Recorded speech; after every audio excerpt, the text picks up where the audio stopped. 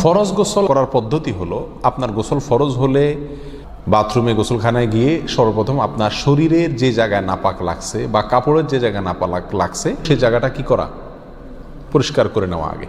যদি আপনার জায়গাটা চিহ্নিত থাকে যে এই জায়গাটা নাপাক লাগছে, ওই জায়গাটা ধুয়ে ফেলান। এরপরে নামাজের জন্য যেভাবে আমি অজু করছি সেভাবে অজু করা।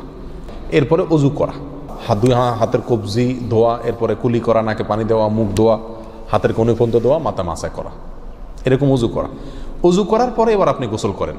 সেটা শাওয়ার দিয়ে আপনি মাথার উপরে পানি ঢেলে হোক আর আপনার মগ দিয়া হোক, যেভাবে হোক আপনি গোসল করেন। গোসল করা শেষ হয়ে গেলে, গোসল করে যখন বের হয়ে যাবেন, তখন যাওয়ার আগ দিয়া ওই যে পাও ধোয়া বাকি আছে হুজুর, যাওয়ার আগ দিয়া পায়ের ওখানে পানি ঢেলে টাকনো পর্যন্ত পাও ধুয়ে ফেললেন, বাস গোসল হয়ে গেল।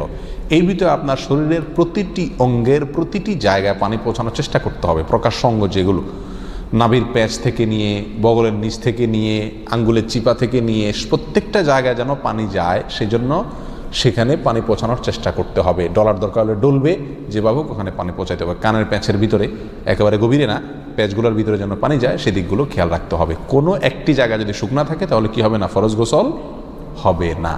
অতএব পরিপূর্ণ শরীর যাতে ধোয়া হয় সেদিকটা খেয়াল রাখতে হবে। নেল পালিশ ইত্যাদি বা কোনো রং টং ইত্যাদির কারণে যদি কোনো আবরণ থাকে শরীরের উপরে, তাহলে সেগুলো সরা নিতে হবে, তা না হলে কি হবে না, ফরজ গোসল আদায় হবে না। কথা, প্রথমে শরীর এবং কাপড় থেকে নাপাকগুলো ধুয়ে নেব, এরপরে অজু করব পূর্ণাঙ্গভাবে, পাও ধোয়া বাদে, এরপরে গোসল করব।